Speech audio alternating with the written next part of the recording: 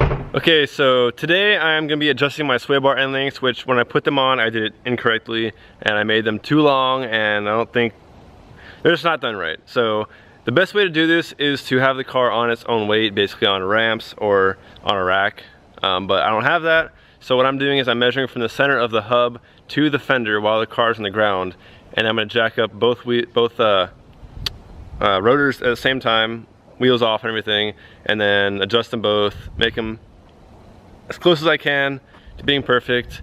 Hopefully it works out.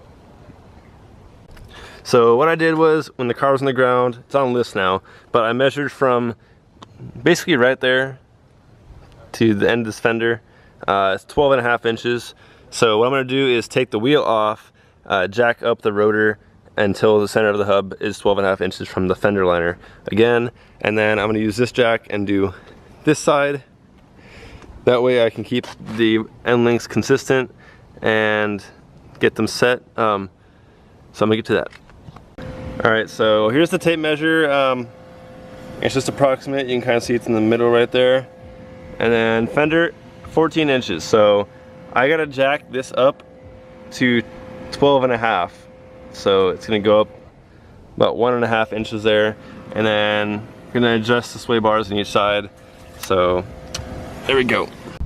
Okay, so now I've got both sides jacked up to 12.5 inches from the fender liner, or the fender. And now basically I'm going to take the end link,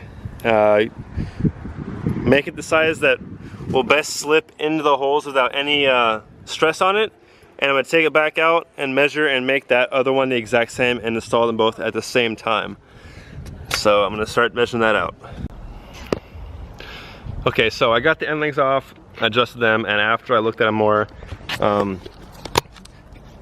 realized I had the aftermarket ones set to 10.5 inches.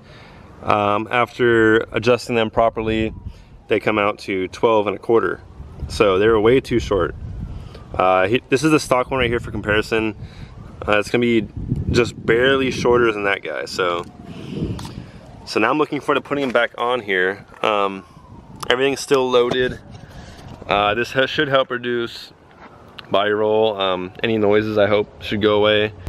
Okay, so I got everything tightened up. Sorry if you can't hear, it's a little bit windy, but everything's installed. Let's see if I can show you a little bit. So it's kind of fucking tight in here, but here's the top of it. And then it goes down to here, right there. It's all tightened down, so it's all set. There's zero load on the bar right now, so it's all chilling. I'm gonna take out the jack now. Let's see here. There we go. All finished on this side, and this side's done as well. So I can go ahead and take this one out too. There we go. Now when you drive, you just hope and pray it makes no noises, and you don't have to do this again because this literally sucks. Some shops will do this.